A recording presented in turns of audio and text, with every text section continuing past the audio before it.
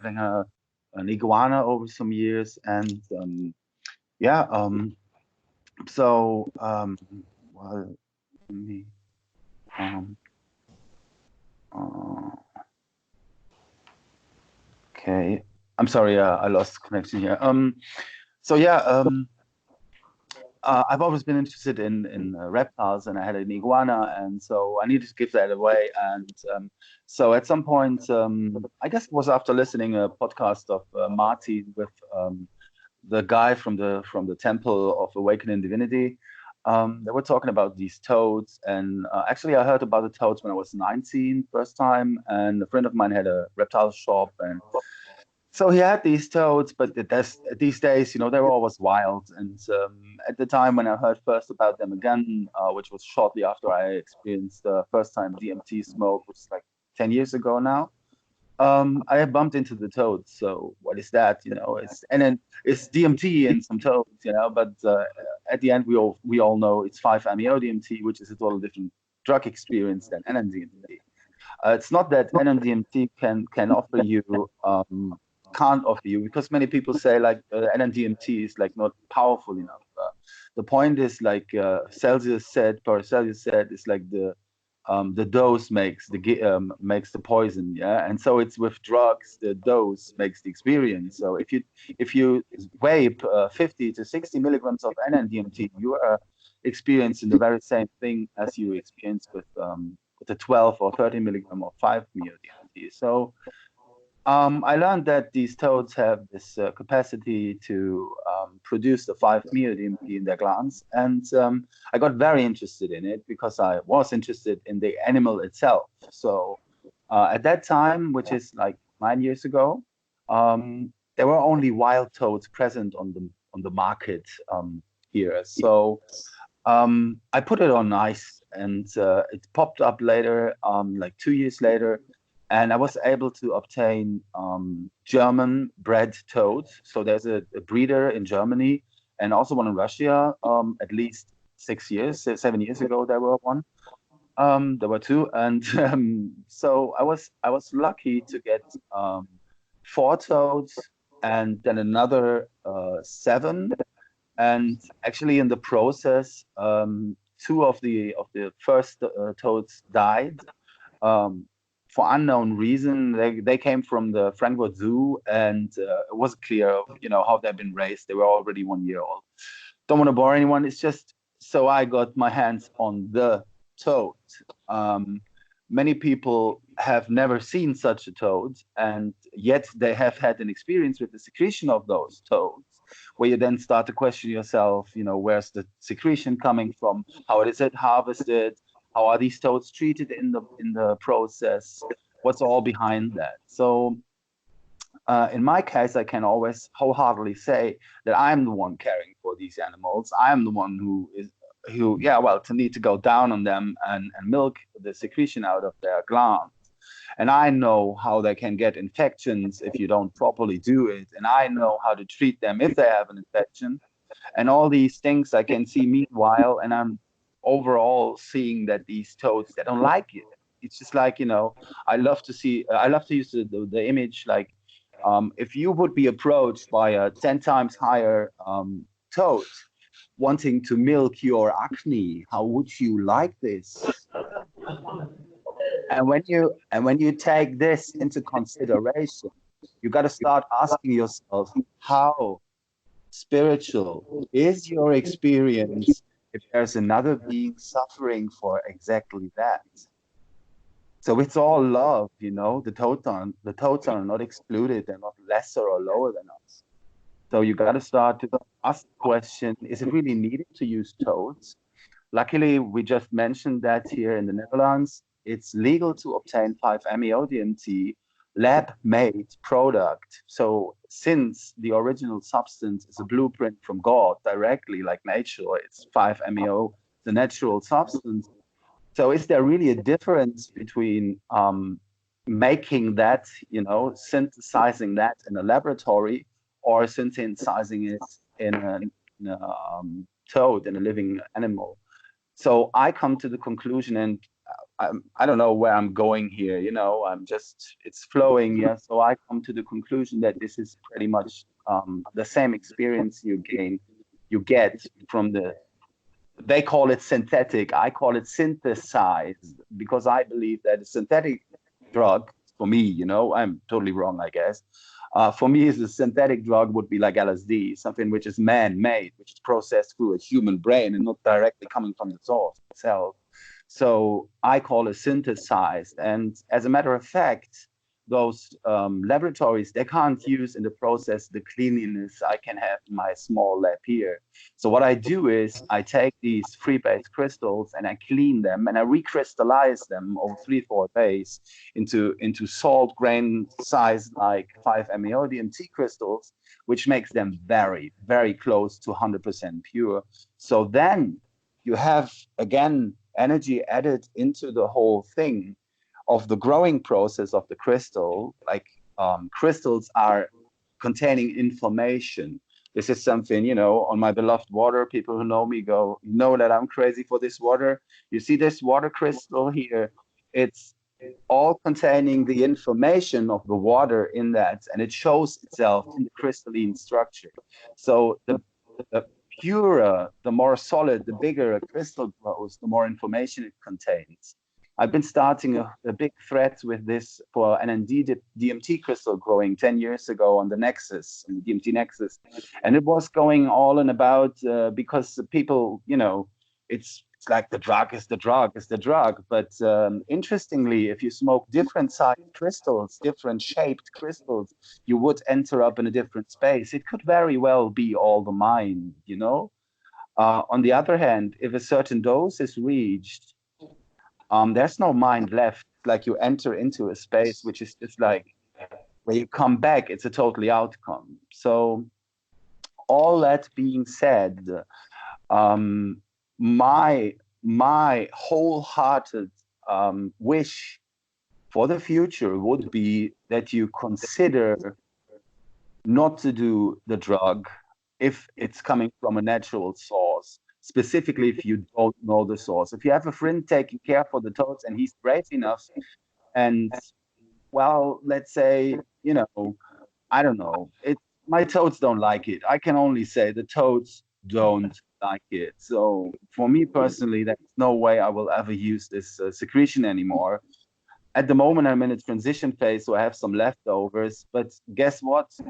99% of my clients, they go for the secretion. They go for the synthesized version, for the crystalline version. When they seen what I grow out of the impure stuff I buy, how pure and how lovely, then they see the energy flowing into that, and then they just decide like save the toads. And after the session, they meet the toads at my place, and they see like what beautiful animals they are, and they're just there's no point in harming them at all. So coming back to the initial, how it all started for me and how I came about that, what is 5-MeO DMT and what it does. And I started to work with psilocybin, like with mushrooms enhanced through an MAOI.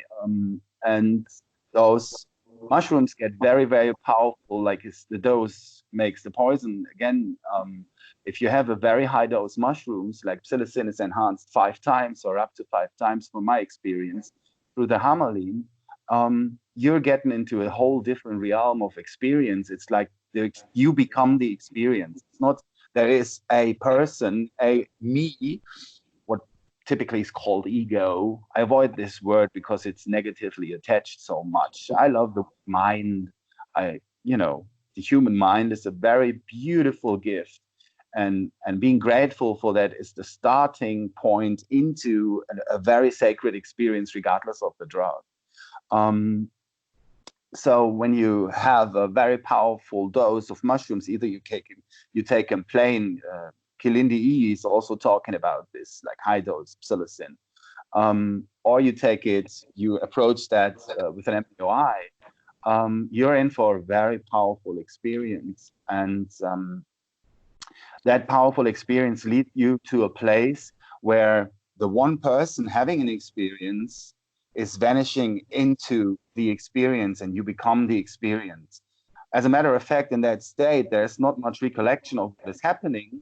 With the mushrooms, you're having an in and out experience of 2-3 hours peak.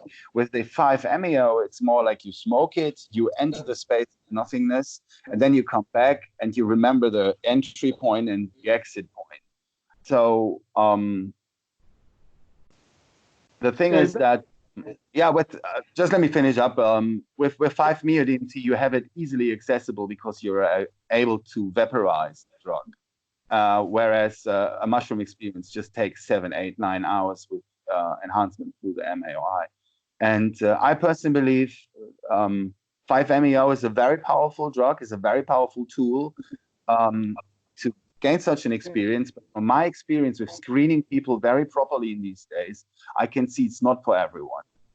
And even those people who have very positive experience, if they go back into that experience through meditation or through the music that's being played and all this, in the week following that, there can be coming flashbacks up, which can be as severe as a panic attack. So it's a very powerful drug, yet it needs to be treated with absolute caution. And it's something where I personally believe the easy peasy half an hour session thing, which is going on for some years, is something which needs to stop. I personally believe, because it's way too dangerous. There was a center last year, or what was it, this year? I can't remember, which was shut down in Zeeland, and which there was also, it's not clear what was all involved, but they were using like 7 psychedelic drugs in 2 days. And this is something, I can go on like this. Yes, there's a lot of abuse taking place, if you ask me, and there's a lot of drug addiction taking place in the psychedelic communities, where the excuse of it's medicine, I need healing. You're never healed because you're perfect. So guess what? All healing, running after healing, is the carrot in front of your nose, which you will never reach. So just an excuse, if you ask me. I'm not saying it hasn't medicinal purposes, but looking at it sharply, if you go repeatedly every 2-3 weeks to an ayahuasca session, there's something odd there, if you ask me. I'm the guy who's all about be human. It's all about, like, you're in this human experience. Why not embrace it? Why not live it properly? Why not be human? This is your gift. This is given to you. And we are all God, anyway. It doesn't matter. It doesn't effing matter. It just doesn't really matter. So when it doesn't matter, why not embrace it? Why not be grateful? Why not have joy and passion with it and share? And I'm done. Okay, so thank you very much for listening. I don't come back, but thank you very much for listening. Thank you, Ollie, very much for that really interesting perspective. Malin, I know that you have another appointment, so you're welcome to drop off the call if you want, and we will talk more on Saturday. Yeah, no, I'm fine for another 15 minutes, so I'll just sit in and... hang around, but anytime you want to drop off, you're welcome to. Ollie, you're welcome to hang around, or you're welcome to leave the call if you want. I'm going to move to... I would love to hear what's next. Yeah. Yes, absolutely. We've got Julian, I think, coming up next. I'm going to save Martin. We're saving the best till last, so I hope you can be a little bit patient. So, Julian, we did an interview about a couple of years ago now in Berlin together, and during that interview, we talked a little bit about the 5-MeO experience, and you told me that you and your lovely partner, Mickey, had done some writings about that. So perhaps you can tell us your story of how you came to discover 5-MeO and how you've come to use it, and maybe also your perspective on synthetic versus, or synthesized, sorry, Ollie, synthesized versus natural secretions. Yes. Well, thanks, Rudy. Thanks, everyone. I'm really pleased to be part of this event. I guess my experience with 5-MeO starts about a decade ago. So I come into this story as an esoteric practitioner, as an occultist, as a magician, those kinds of things. So I've got a background in kind of like Wicca and ceremonial magic and so on. and then working with various kind of, for want of better terms, indigenous entheogenic cultures and traditions. So about 10 years ago, I encountered 5-MeO DMT as a synthetic material through a series of those kind of synchronistic and delightful incidents. It came into my possession as Nikki Weird and I were in the process of writing a book about a thing called Baphomet. So Baphomet is this kind of hybridized deity spirit that appears in the style of magic known as chaos magic, which is a very highly postmodern style of magic that emerged in Europe in the latter part of the 20th century. So as we were doing this work, we were looking for a sacrament, a material to use to access the states of awareness that we were interested in. And so we came across the 5-MeO. I had access, obviously, to things like Iroweird and various other resources at the time, but no other experience of using the material.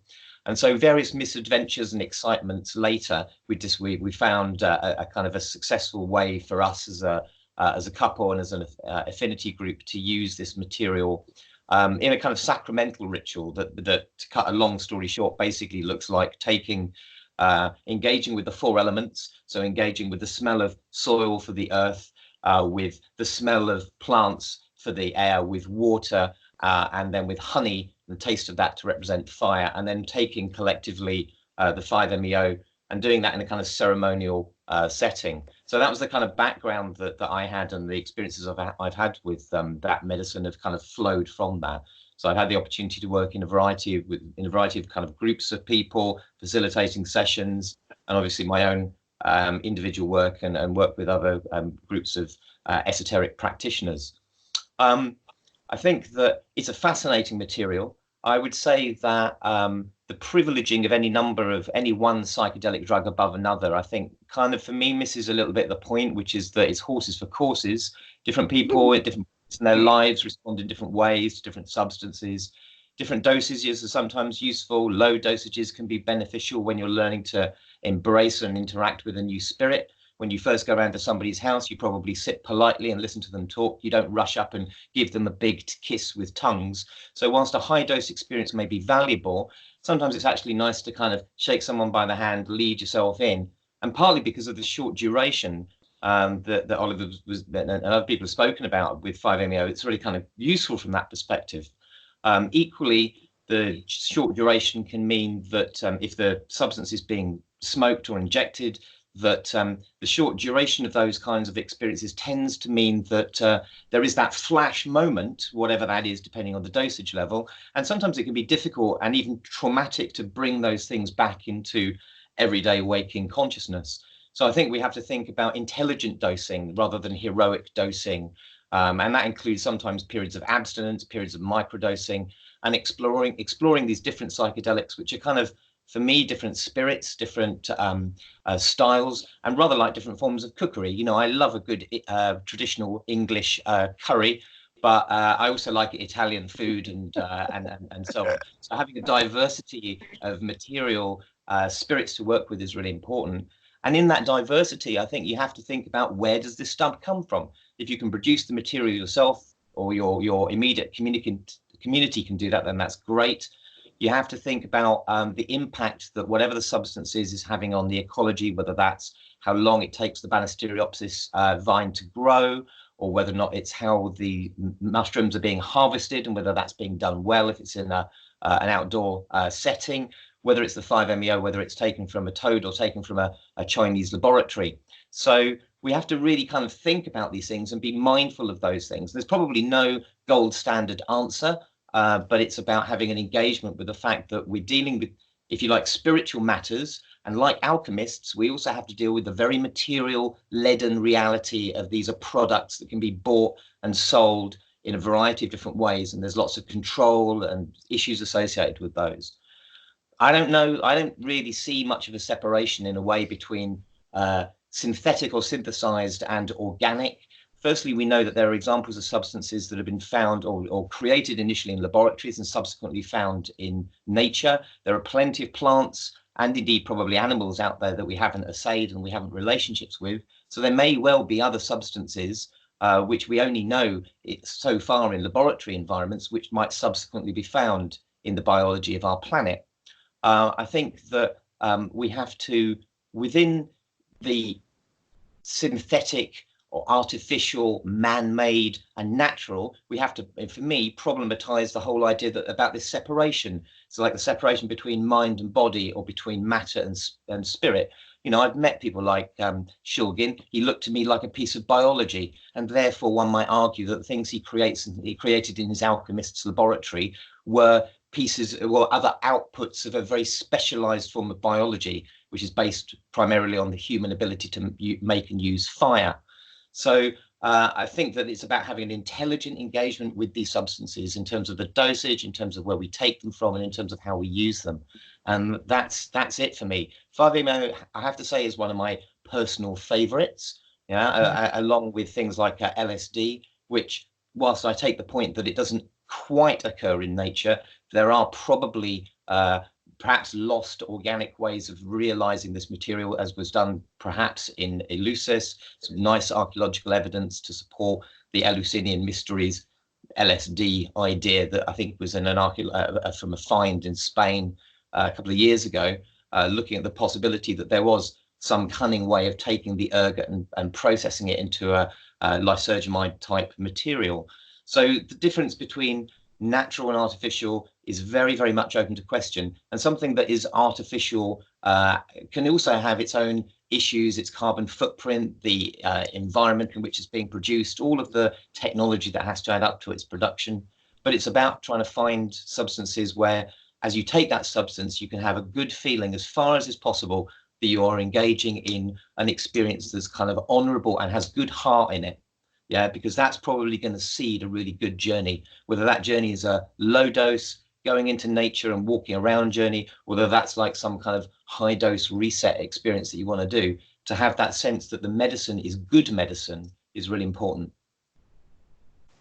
Okay, that's great. We've just lost Martin. I hope you didn't get too bored. I didn't do nothing. He's coming back.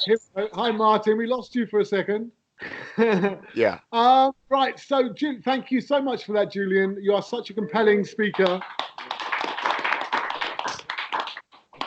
It's always a pleasure to talk to you. We are a little bit constrained with time, but thank you for joining us on this Thank You Plant Medicine Day, and for telling your story, and for destigmatizing these, helping to destigmatize these substances. So I will move on quickly to Martin. Thank you for your patience, Martin, so much. As I said earlier, Martin is the author of one of my favorite books, which is Being Human, which is a fascinating book to read if you are engaging with this substance. Martin has many, many years experience, and I will let him tell you exactly how it goes. I just wanted to say, I saw an update about your sleep problems recently, and I'm sorry that you haven't made any progress, but we all wish you really lots of luck with that, and we hope that you find a solution. But I'll leave it over to you, Martin, now.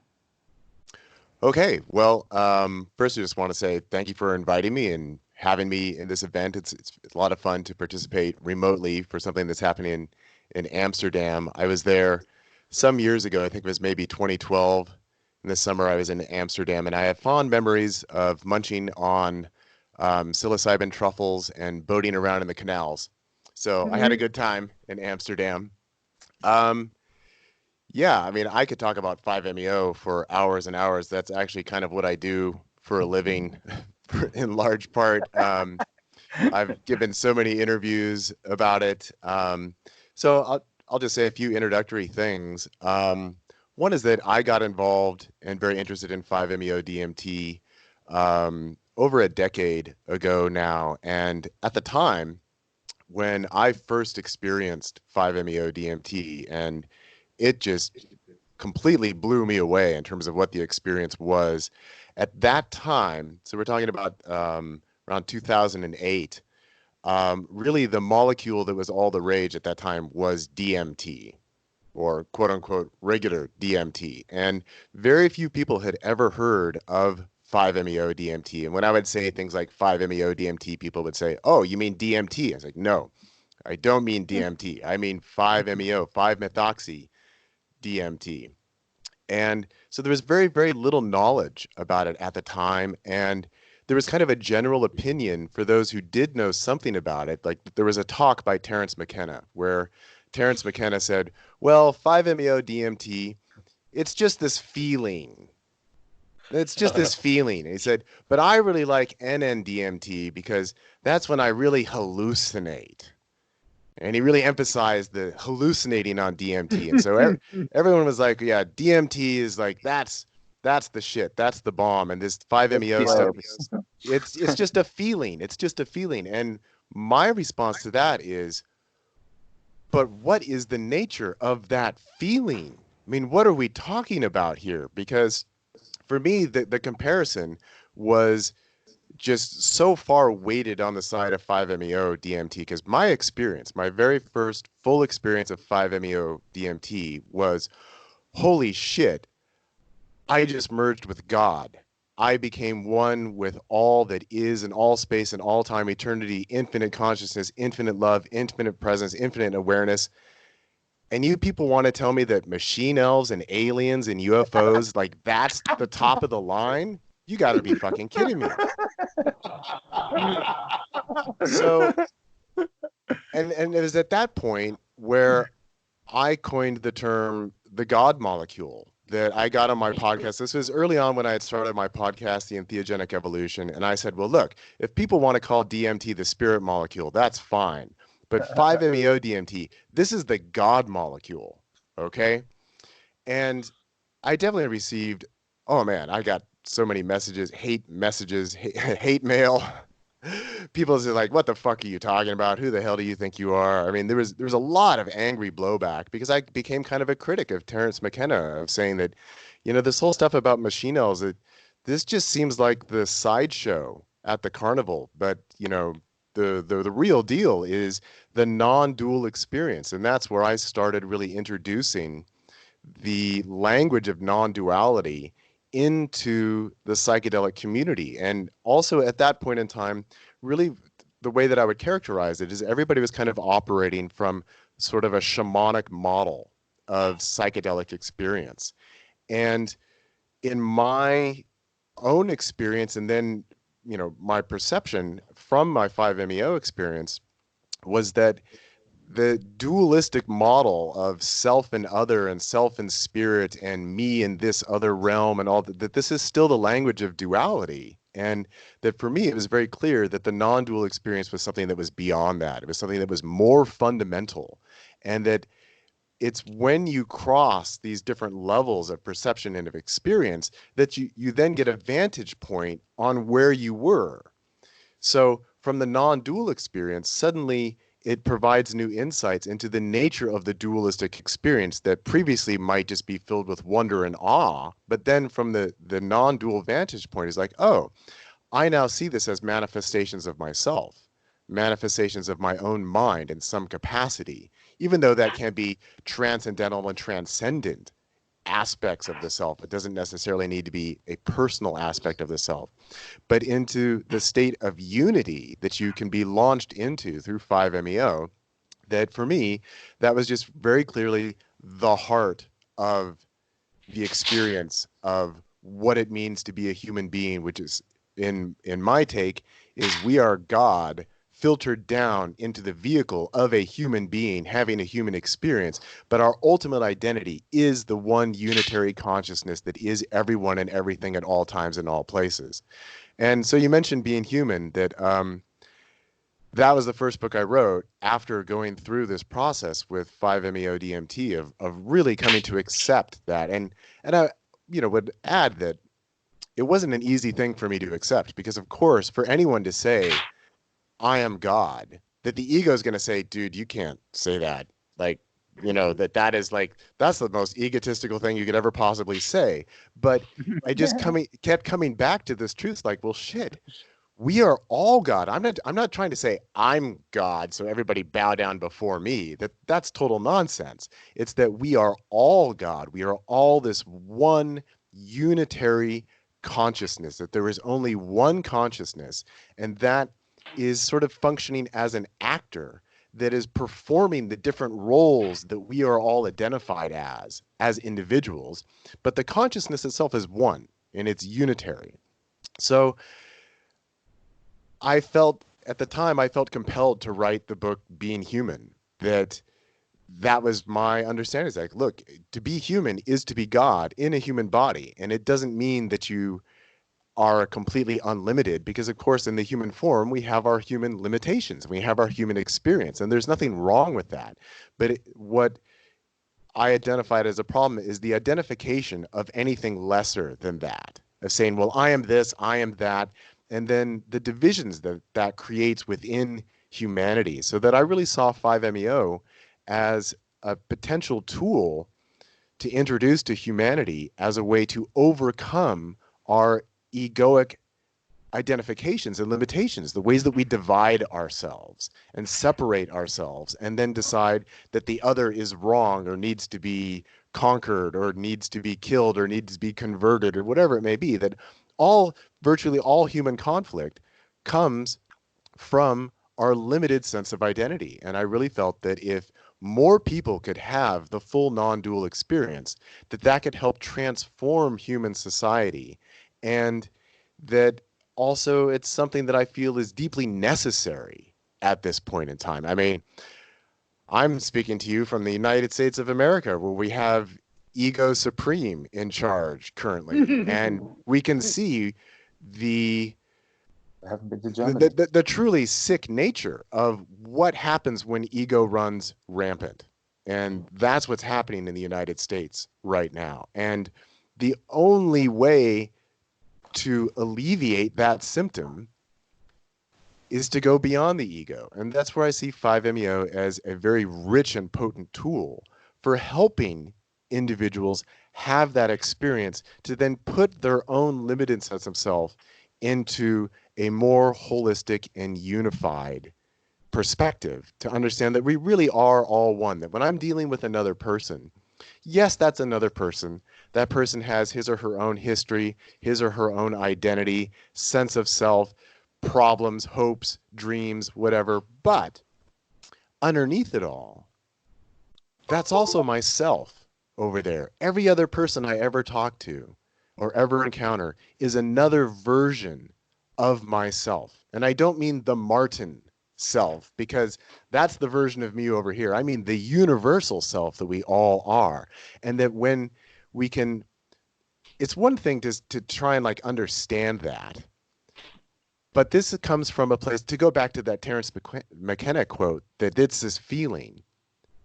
If you can feel that and come from that place, from the feeling within the heart that I'm speaking to another version of myself right now, and how I treat this other version of myself is a reflection of how I treat myself, that has revolutionary potential for humanity. And so that's why ever since I had my experience and experiences in 2008 and going into 2009, that I just decided that, look, I want to tell everybody about 5-MeO DMT. I want to make this a major focus of my podcast. Pretty much it's the only thing I've written about since then, both nonfiction, and I've written some novels that are pretty much exclusively about 5-MeO DMT.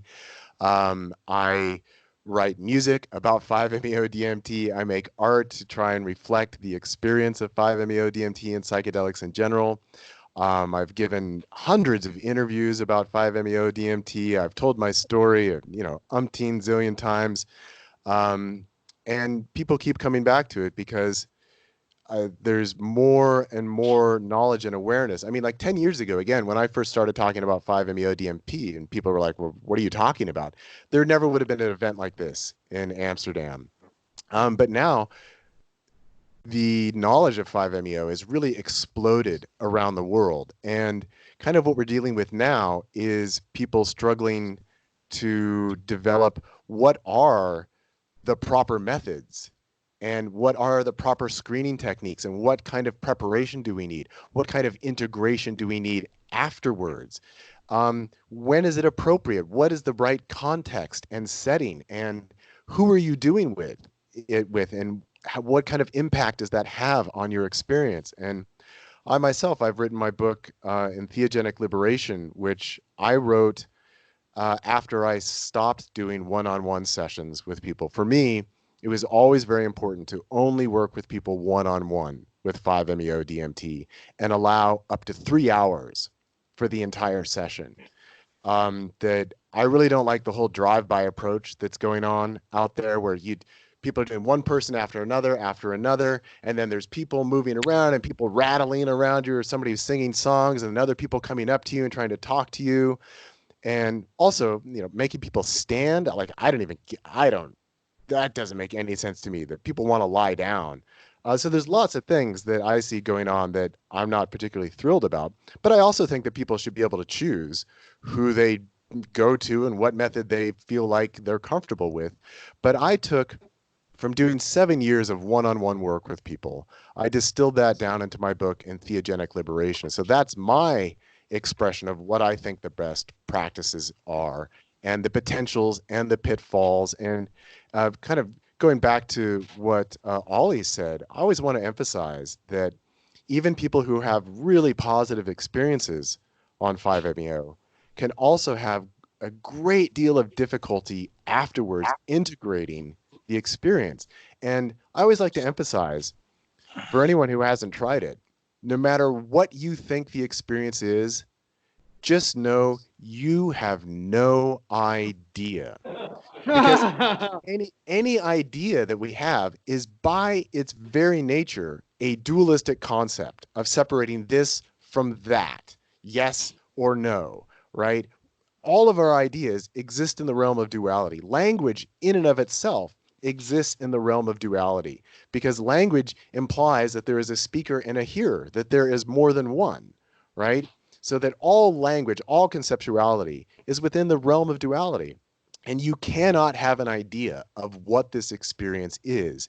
And also, for many people, because their ego, their normal sense of self has no point of reference for the full non-dual experience, it's also very common for people to essentially miss it, where they're like, well, I remember smoking or vaporizing something, and then 15 minutes later, suddenly there I was again, and did something happen? Was I there? And they don't even know. And then it comes filtering back through reactivations, through dreams, through meditations. So it's not for the casual tourist. It's not for someone who's just like, oh, I want to try it out just because I'm curious, that you have no point of reference for this. And so integrating that and learning how to move through that with presence and awareness, that's something that can take practice, and it can take working at lower levels and higher levels and in different contexts and different settings. But really, the thing that I advise for anyone who's contemplating working with it is make sure to get to know the people who are going to be serving it to you. And if you don't feel that you can put your life in this person's hands, then walk away, because you are. And not necessarily in the literal sense, but certainly in the experiential sense, that if you get a full dose of 5-MeO DMT, you will think that you're dying. And it's a matter of whether you can say, I'm dying. Yes, yes, and go with it. But then the flip side of that is that for some people, it's like, oh my God, make it stop, please, no. And it becomes this incredibly traumatic experience for people. So we're dealing with something that is infinitely powerful, and it should always be treated with care and treated with caution. And I don't know, I can ramble on forever. I mean, I can talk about this for as long as you want, but maybe if there are questions, if you want to direct me in a certain direction, I'll go that direction. But I think we'll start with some questions in a minute. But thank you, Martin, so much. That was fascinating perspective there. Thank you very much. I just wanted to let you know about the place we are in Amsterdam, and it'd be lovely to greet you in Amsterdam again in the near future. And I hope that you can come over soon. You'll certainly have somewhere to stay at my place, no problem. So maybe we can entice you. This place where we are, Rauwgoord, it's roughly translated into rough place.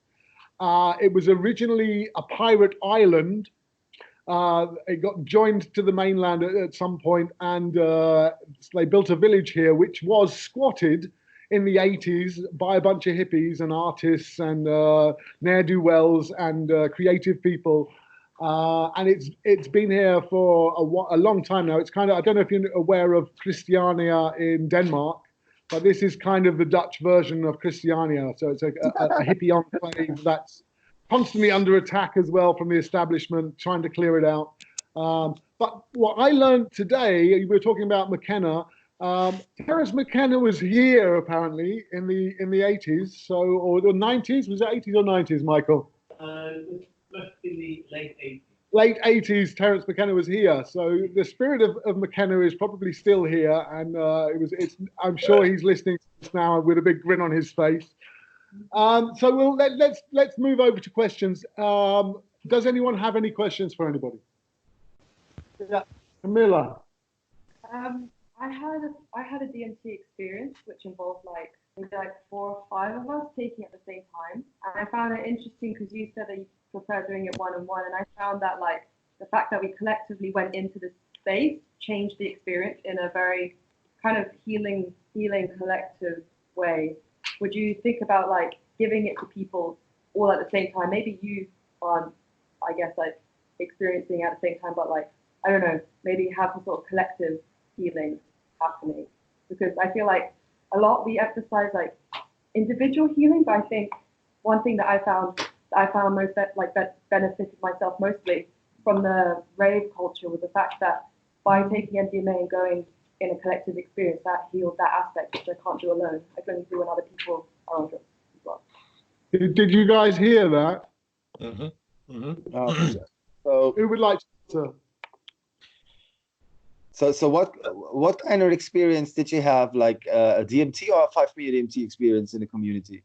I'm not entirely sure which DMT it was. I think it was NDMT. Well, you will be sure if you answer a simple question. Was it a feeling or was it machine helps? No, basically, it was a feeling, but I don't think it was 5-MeO, because I've gotten a similar feeling from 5-MeO on N sometimes. I sometimes go into the similar experience then. With 5-MeO and NDMT is that really the dose matters. A dose of 7 milligrams or 6 milligrams of 5-MeO DMT can easily be misfelt for an NDMT experience and vice versa if NDMT is so high enough.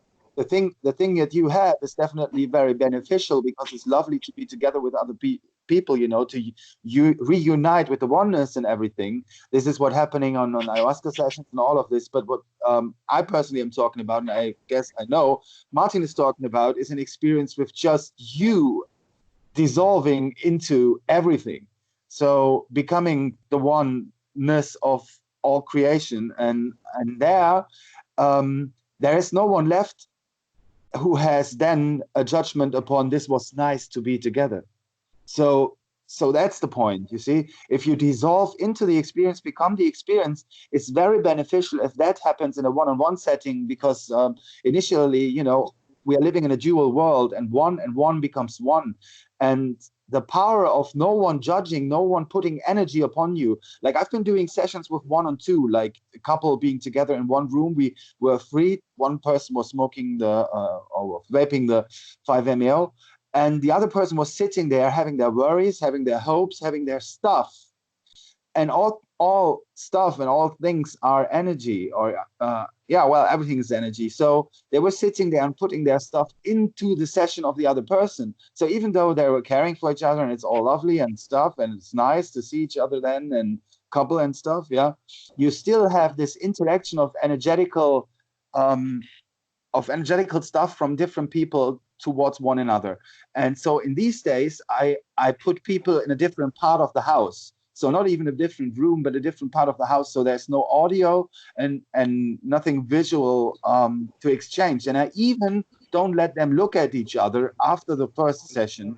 So they are totally blank when they do their session. And that's really something for 5-MeO. If you have a full dose, it's very beneficial that you do this for yourself. What you were describing is a super beautiful thing. I've been doing this on the weekends too, giving DMT or giving small dosages of 5-MeO DMT. It brings the group together. So on the Fridays we had that, and so on the Saturdays the group was getting together in a mushroom session, then united from that Friday night. well, that's very beneficial. But if you have like full non-dual experience, this is something not for a group, if you ask me. I mean, I had a non-dual experience in a group, and I found that coming back and talking about it together, sort of like lifting off together and coming back from that space together. I don't know. It seemed like the integration was different, which I don't know, maybe isn't for everyone, but I thought it was a thing to put, I don't know, to put the emphasis on in, like singularly or together with people. Well, see, the beauty is we are all free to have whatever we want. Yeah. So, yeah. I think if I could make an observation, so I think the largest 5-MeO ceremony that I've ever done was probably with 30 people simultaneously. I think we had 2 or 3 people dosing with the pipe. This was outdoors, but this was also with a group of very experienced magicians. So these were people who had experienced like a wide variety of other altered states of consciousness induced through chemistry and other kind of endogenous methods. I think that certainly in terms of limiting the variables that you've got in terms of the set and setting, working one-on-one or working on your own if you're comfortable with the material makes a lot of sense. But also is we're social creatures. And we appear to be social creatures which, although we may be capable of attaining or realizing or uncovering these non-dual states, we're still a social animal being expressed into the physical realm through that. And so having people around you, having a sangha, having a community, whether that's physically present in the ritual because these people are, you're bonded, there's some kind of collective thing, or whether or not they're people that you can go to after the experience and say, hey, it was like it, this is how it was. What both Ollie and Martin have been saying about the importance of integration, particularly for 5-MeO, because very often what happens in my experience has been mentioned before, is that with people, when they perhaps wake up from their next, the sleep after 5-MeO, they may have that experience of coming back into their bodies from the dream state, from the sleep state, and waking up with this kind of, what Martin so elegantly demonstrated by kind of moving backwards, that kind of sense of coming back into the body can happen. And so whether you have that community of practice to speak to immediately after that in the environment, or whether or not that's people you can communicate with online or other friends you can have to kind of smooth the way back into the integration, that really matters. But a lot of it, I think, is also down to the way the session is curated, the dosage level, all of those variables. And as Ollie's saying, we've got this range of different opportunities available to many people, although still within the context in many places of prohibition and oppression. And I think, as Martin said, ultimately it comes down to the people you're working with, the people you're doing this medicine with, to call it that. Do you trust them? Do you trust them ideally with your life? Yeah. And if it's a good group of close friends who want to do this, and you want to sit there and you want to curate the space so that one person goes through the experience, they're held in that, then perhaps you're waiting some time, then the next person goes through. I've seen that used as an effective model. So I think, your mileage may vary, as I believe they say in America, and there are lots of different ways of using this particular medicine. Yeah, and I would just jump in to give a quick answer to that. For myself, the way that I worked with people was always one-on-one, because I would always take the medicine with my clients, and we would do up to 3 rounds of medicine over the course of 2 to 3 hours. And within that, my attention was focused 100% on the client and helping them to move through the energy of the experience and give them coaching and also responsive energy work as it was needed. And that is something that there's no practical way of doing that with more than one person at a time. So that was my model for how I worked with people. When I went to the World Bufo Alvarius Congress a couple summers ago in Mexico City to sort of open that up, we did a group launch with like 50 people all at once. And so that was my largest experience of like being with many other people on 5-MeO at the same time. And, I could say that was fun. It was interesting. It didn't anywhere near have the kind of impact of like doing direct one-on-one work in my own experience. But I do think that there's a variety of models that people can use. And I think one of the values of doing any kind of group work, is that it extends beyond that, is that especially with 5-MeO DMT, having people you can talk to about it is very, very valuable. And having people who have had the experience themselves. I mean, what I do right now is I don't hold medicine sessions with people anymore, but I do Skype consultations with people around the world, helping them integrate their 5-MeO experience. And most of the time, I'm talking to people who don't have anybody else to talk to. And so there's a big value when you can say to someone, wow, I just had this experience. And they say, oh, I can relate to you. And like something I've written about and I've talked about is that, like, if you're in a romantic partnership, it becomes really difficult. Like, if one half of the partnership has the experience and the other half doesn't, because then how do they relate to each other after that point? So just having a community where you can discuss and integrate, that can be very valuable. But I think that the deepest work is done at an individual level. And also, I would say that, I spent about a year and a half going to the Santo Daime Church here. Oh, Martin, we've lost you. But we did well so far. It's Mercury is retrograde, and I think we've done very well to make it this far. Are there any other questions, perhaps? Are you coming back? I think you have to end. Yeah, I think we're at the end anyway. But is anyone else got any questions directed at one of our panelists? Yes, please stand up and shout if you can. Hello, thank you guys. I just want to ask around the preparation for like the first experience. Like, how do you prepare for that? Like in terms of diet or like psychological, spiritual preparations, and also like how do you navigate the experience? Like, do you surrender? Like, and how do you overcome fear if it arises? Thank you. May I answer first, or because that's the typical question I've been getting from my clients and possible clients and former clients and next clients, and it's a typical question. So first of all, you can't prepare for the unknown. It's impossible, because you have no idea what's coming towards you. That's the first thing. Second thing is, letting go is not a doing. Letting go is a state of I don't give a shit.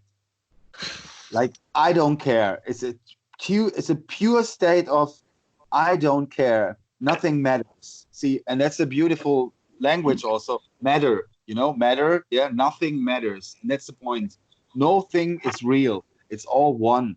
It's all energy. And therefore, it doesn't really matter what is. If you try to let go, you find yourself in the state of I want to let go, I want to let go. And that's the very thing which keeps you from letting go, is thinking you need to let go. You need to do something to get somewhere else.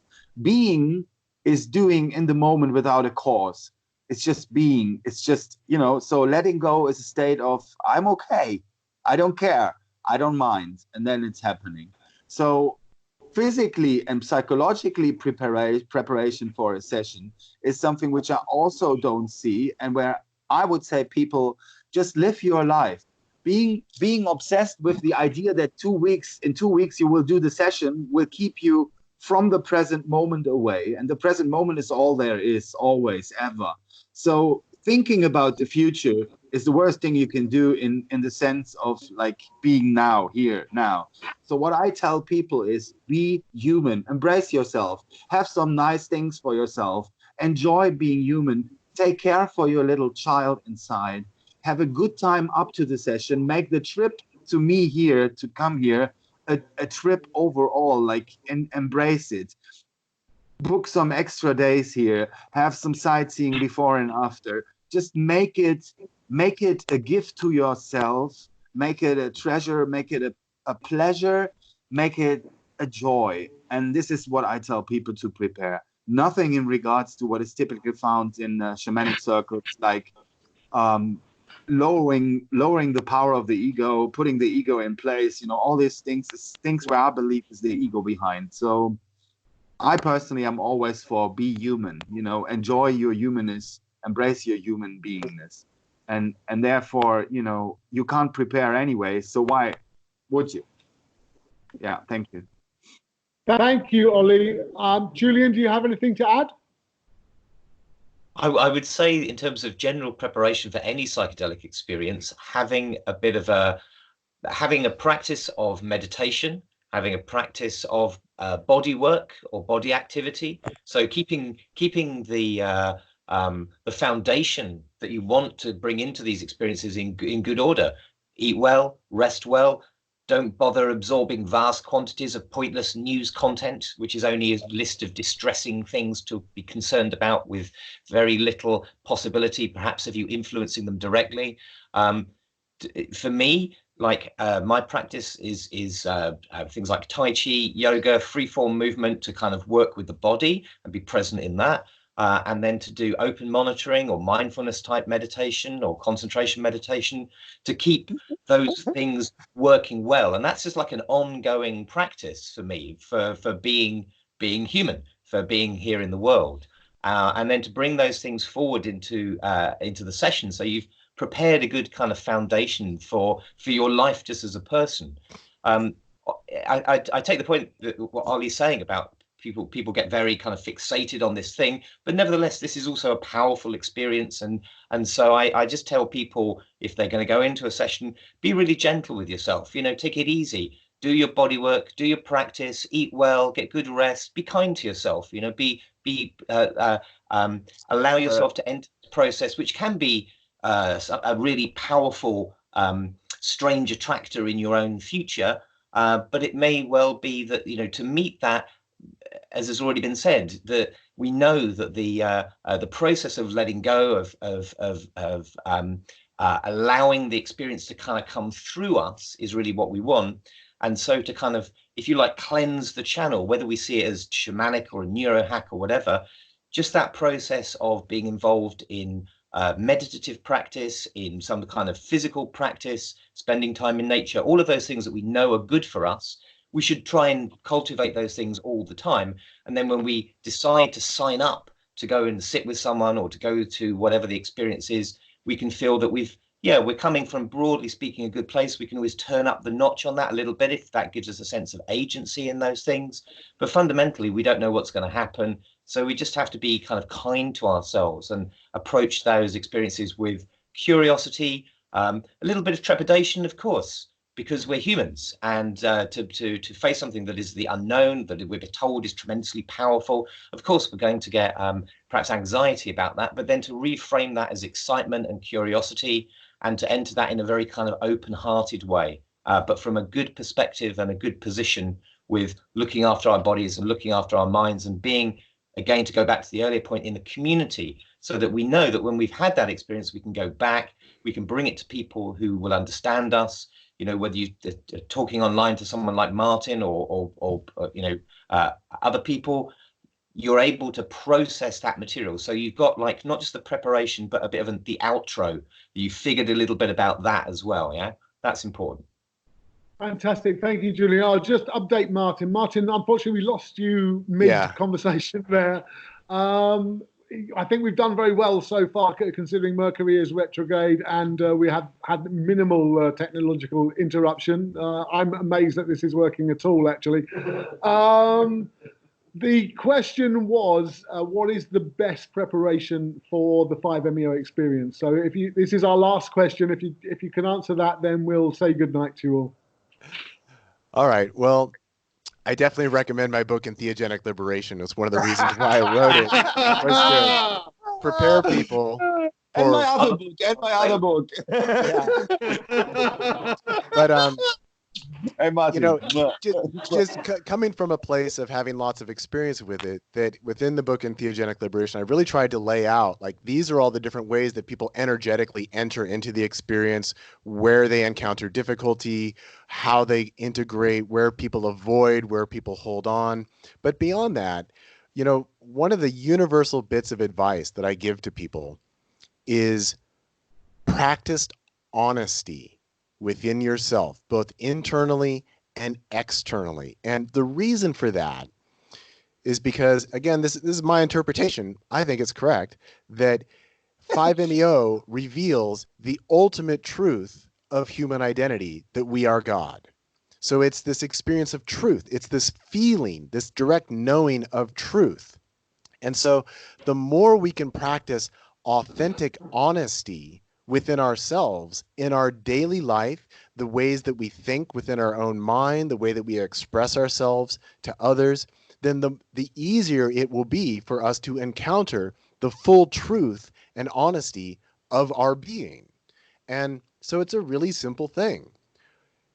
Don't say things you don't mean. Tell people what you really think. Express what you really feel. And that then when you have this event of, oh my God, it's God, that you can relax and move into that. But if you're someone who's constantly spewing bullshit or trying to be something for somebody else or for other people or for your job or for your family or for your lover or your partner, if you're constantly masking yourself, then this is going to be much more radical because that mask is going to get stripped away. But if you have been practicing, to go back to the language we're using here, of just being human and being yourself from an honest and authentic place, that will make it easier for you to let go and to trust, because it won't be, oh my God, I've just been mired in bullshit and now here's this infinite expanse of truth. It's okay, I know this feeling because I've been practicing being authentic and being honest. And that's just at a very practical level. There's a lot more that people can do, but I think that that's one of the deepest things, is practice authentic honesty with yourself, both internally and externally. And that's what's going to help you the most. Perfect. Thank you, Mark. Lovely way to round off. Thank you so much, Martin. It's been amazing to talk to you. Also, thank you, Julian and Ollie and Malin, who dropped off the call earlier. We are going to do some wonderful research here in the next couple of weekends on this amazing substance. And thank you for being part of this. Thank you, Plant Medicine Day. We appreciate it. Thank you, all of you. Thank you so much, everyone. Thank you, Plant Medicine. Thank you. Okay, guys, see ya. See you later. Thanks so much. Ciao. Bye now. Ciao. See you, Ollie. See you, Julian.